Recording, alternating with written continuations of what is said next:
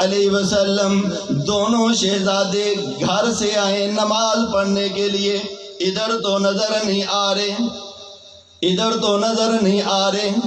آپ پریشان ہو گئے۔ آپ نے کہا یا انہوں نے نماز نہیں پڑھی؟ کہا کہ گھر سے نماز پڑھنے کے لیے آئے ہیں۔ ایک کی عمر 5 سال، ایک کی عمر تقریباً 6 سال، چھوٹے چھوٹے بچے گھر سے آئے نماز پڑھنے کے لیے۔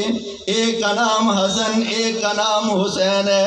آپ نے فوراً فرمایا صحابہ سے نماز پڑھنے کے بعد قرآن نہیں پڑھنا، نماز پڑھنے کے بعد تسبیحات نہیں کرنی ہے، نماز پڑھنے کے بعد معمولات نہیں کرنے ہیں۔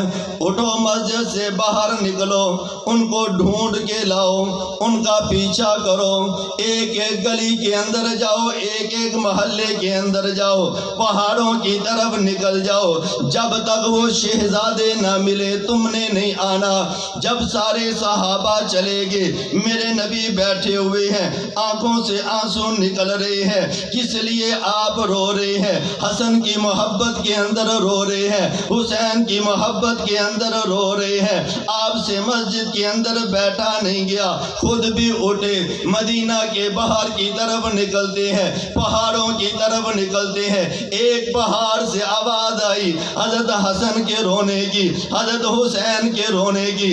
آپ جلدی سے پہاڑ کی طرف گئے۔ حضرت حسن اور حسین ایک دوسرے کو اس طرح پکڑ کے کھڑے ہوئے ہیں، اور جب آپ کو دیکھا تو خوش ہو گئے۔ جب آپ نے ان کی طرف دیکھا تو ایک اژدہا، ایک سام بہت بڑا، وہ ان کی طرف اس طرح منہ کر کے پھونک مار رہا ہے، آگ کی چنگاریوں کی طرح اس کی پھونک نکل رہی ہے۔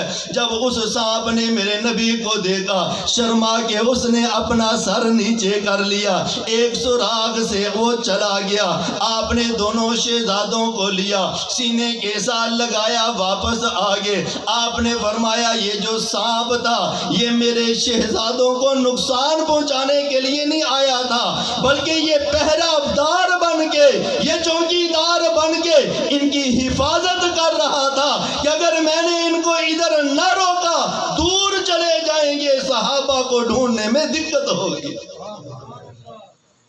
میرے نبی رو رہے، تھوڑی دیر نہیں ملے، آپ کی آنکھوں سے آنسو۔ صحابہ مسجد کے اندر ہیں، نماز کا وقت ہے، اپنے حجرے سے نکلے، ایک دم آواز آئی حسن اور حسین کے رونے کی۔ اب مسجد کی طرف نہیں گئے، حضرت فاطمہ کی طرف گئے۔ صحابہ وضو کر کے سارے لائنوں میں بیٹھے ہوئے ہیں، نماز کا وقت ہو چکا ہے۔ دیکھا گھر گئے، حضرت فاطمہ تو زہرا رضی اللہ تعالی عنہا آرام کر رہی ہیں، سوئی ہوئی ہے، آنکھ لگ گئی ہے۔ دونوں شہزادے وہاں گھر کے اندر، گھر کی چار دیواری میں بیٹھے رو رہے ہیں۔ آپ گئے، آپ نے ان کو پکڑا، پکڑنے کے بعد ان کے ساتھ پیار کیا، پیار کرنے کے بعد سین میں ایک بکری ہے، اس بکری کے اوپر آپ نے رحمت والا ہاتھ پھیرا، دودھ دھویا، دودھ نکالا، نکالنے کے بعد حسن کو دیا، انہوں نے پیا، حسین کو دیا، انہوں نے پیا۔ اس کے بعد جب آپ واپس جانے لگے، حضرت فاطمہ کی آنکھ کھل گئی، کہا کہ ابا جان آپ آئے ہیں، مجھے تو پتہ نہیں چلا، میری آنکھ لگ گئی تھی۔ کہا فاطمہ ان شہزادوں کو رونے نہ دیا کر، ان کے رونے کی آواز آئی ہے۔ نماز کے لیے صحابہ مسجد کے اندر ہے، میں نے نماز مؤخر کر دی ہے۔ ان شہزادوں کے پاس آیا، پہلے ان کو دودھ پلایا ہے، دودھ پلانے کے بعد جب رونے کی آواز بند ہو گئی ہے، پھر آپ مسجد کی طرف گئے ہیں، صحابہ کو نماز پڑھائی ہے۔ میرا پیر حسین تو وہ ہے کہ جس کے لیے آپ نے خطبہ بھی مؤخر کیا، میرا پیر حسین تو وہ ہے جس کے لیے آپ نے نماز کو بھی مؤخر کر دیا، میرا پیر حسین تو وہ ہے کہ حضرت عمر کے دروازے پہ جاتا ہے، حضرت عمر کا بیٹا کھڑا ہوتا ہے، پوچھا کہ چچا کدھر ہے؟ کہا کہ اندر ہے۔ انہوں نے سوچا کہ جب بیٹے کو جانے کی اجازت نہیں ہے، مجھے جانے کی اجازت کیسے ہوگی؟ واپس چلے گئے۔ حضرت عمر گھر سے باہر نکلے، قصر اور اپنے محل سے باہر نکلے، قصر خلافت سے باہر نکلے۔ مشورہ ہو رہا تھا، میٹنگ ہو رہی تھی۔ جب وہاں سے باہر نکلتے ہیں تو ان شہزادوں کی چلنے کی، ان شہزادوں کی آنے کی خوشبو محسوس کرتے ہیں۔ کہتے مجھے یہ لگتا ہے کہ یہاں پہلے حسن آیا ہوگا یا حسین آیا ہوگا۔ آپ کے بیٹے نے بتلایا کہ جی ہاں، کہ وہ آئے تھے، انہوں نے اس طرح پوچھا، میں نے یہ جواب دیا۔ وہ کہنے لگے کہ ظہر کی نماز میں ملاقات کر لیں گے۔ حضرت عمر نے پیر حسین کا مقام بتلایا۔ آپ نے ظہر کا انتظار نہیں کیا، ان کے گھر جاتے ہیں۔ گھر جا کر کہتے ہیں بیٹا حسن تو آیا تھا، کیا بات تھی؟ بیٹا حسین تو آیا تھا، کیا بات تھی؟ کہا کہ ہم گئے تھے، آپ مصروف تھے۔ کہا کہ آپ نے اندر آنا تھا۔ کہا کہ ہم نے دیکھا عبداللہ باہر ہے، ہمیں آنے کی اجازت کیسے ہوگی؟ آپ نے اونچی آواز سے فرمایا آج کے بعد سن لو کہ تمہیں اندر آنے کی اجازت ہے، تمہیں اجازت لینے کی ضرورت نہیں، بغیر اجازت کے آ سکتے ہو۔ عبداللہ کا مقام اور ہے، حسن کا مقام اور ہے، عبداللہ کا مقام اور ہے، حسین کا مقام اور ہے۔ عبداللہ کی ماں کون ہے اور حسین کی ماں کون ہے؟ کہا کہ عبداللہ کا باپ کون ہے، حسین کا باپ کون ہے؟ عبداللہ کا نانا کون ہے، حسین کا نانا کون ہے؟ کہا کہ تمہارا ان کے ساتھ کیا مقابلہ؟ وہ باہر کھڑا ہے تو کھڑا رہے، جب تم آؤ تو تمہیں اجازت لینے کی ضرورت نہیں ہے، اندر آ کے بات کرنی ہے۔ یہ پیار تھا، اللہ کے نبی نے بھی پیار کیا۔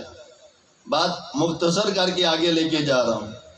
جب اتنا پیار صحابہ کو، جب اتنا پیار میرے نبی کو، یہ شہزادے تربیت حاصل کرتے رہے۔ کہاں سے تربیت کی؟ میرے نبی نے کی ہے۔ کہاں سے تربیت لی؟ حضرت فاطمہ الزہرا نے کی ہے۔ کہاں سے تربیت لی ہے؟ حضرت علی المرتضیٰ رضی اللہ تعالی عنہ نے تربیت کی ہے۔ جب اتنی بڑی شخصیات تربیت کے اندر میدان میں ہیں اور ان کی تربیت کر رہے ہیں تو پھر ان کے عمل میں شک کیسے ہو سکتا ہے؟ ان کی زندگی کے اندر شک کیسے ہو سکتا ہے؟ ان کی نماز کے اندر، ان کے روزے کے اندر، ان کے تقوی کے اندر، ان کے اقوال کے اندر، ان کے بولنے کے اندر، ان کے دعویٰ کرنے کے اندر، ان کے اپنا موقف بیان کرنے کے اندر شک کیسے ہو سکتا ہے؟ ان کی ہر ادا کے اوپر جب میرے نبی نے نظر رکھی ہے، فاطمہ نے نظر رکھی ہے، علی المرتضیٰ نے نظر رکھی ہے اور ان کی تربیت کر کے ان کو میدان کے اندر بھیجا ہے۔ ان کا ہر عمل پاک ہے، ان کا ہر قول پاک ہے، ان کا ہر عمل سچا ہے اور ان کا ہر دعویٰ سچا ہے۔ ہمارا ایمان ہے، عقیدہ ہے، جو نہیں مانتا ہے اس کا اسلام کے ساتھ تعلق ہی کوئی نہیں ہے۔ حضرت حسین رضی اللہ تعالی جب ان کو یہ کہا گیا کہ بھی بیعت کر لو مختصر یزید کے ہاتھ پہ، کہنے لگے کہ بھی نہیں بیعت ہو سکتی۔ کوفے والوں نے بلایا، آپ نے یہ دیکھا کہ کوفے والے بلا رہے ہیں، خط بھیج رہے ہیں، صحابہ نے منع کیا۔ آپ نے مسلم بن عقیل کو بھیج دیا۔ مسلم بن عقیل کے حالات کا جائزہ لیا، تقریباً 18,000 آدمیوں نے بیعت کر لی ایک دفعہ۔ انہوں نے بھی خط لکھ دیا کہ آ جائیں۔ جب نماز کا وقت ہوا، نماز پڑھائی، پیچھے دیکھا کوئی بھی نہیں، 2-4 آدمی۔ حالات بدل گئے، نعمان بن بشیر کو معطل کر دیا، ابن زیاد کو لے آئے۔ یہاں ایک بات دیکھیے کہ کہتے ہیں کہ جی یزید کا قصور نہیں تھا۔ میں کہتا ہوں کیسے قصور نہیں؟ یزید کا کیسے قصور نہیں؟ جب نعمان بن بشیر بڑے تحمل والے آدمی تھے، معاملے کو سلجھا رہے تھے، تو پھر ان کو معطل کرنے کی ضرورت؟ ابن زیاد پتا تھا ظالم ہے، لڑائی والا ہے، انتشار والا ہے، اس کو کیوں بھیجا گیا؟ پھر پتا نہیں تھا کہ آگے شہزادے کون ہیں؟ بھیجنا ہی نعمان بن بشیر جیسے آدمیوں کو تھا کہ بڑی بڑے تحمل کے ساتھ ان کو میرے پاس لے آؤ، ہم بیٹھ کے بات کر لیتے ہیں۔ لیکن وہ یہ چاہتا تھا، اس کا قصور تھا، وہ مجرم ہے اس واقعے کا۔ حضرت حسین رضی اللہ تعالیٰ کا خط ملا تو آپ نے مدینہ چھوڑا اور کوفے کی طرف گئے۔ یہاں اکثر جب میں یہ واقعہ بیان کرتا ہوں تو ایک بات ضرور کہتا ہوں کہ ہم ایسے کہہ دیتے ہیں کہ آسان کے ساتھ مدینہ چھوڑ دیا جی۔ بھائی مدینہ چھوڑنا کوئی آسان کام ہے؟ مدینہ کوئی عام شہر ہے کہ بھی آدمی کہے کہ میں نے مدینہ چھوڑ دیا، کہا چاہ کوفے کی طرف؟ تم میں سے اگر کوئی حج کے لیے گیا یا عمرے کے لیے گیا تو وہ وہاں کی کیفیت کو محسوس کرتا ہے کہ 10-15 دن آدمی رہے، اس کے بعد مدینہ چھوڑ کے آنے لگے تو آنکھوں سے آنسو بند نہیں ہوتے، دل کی تمنا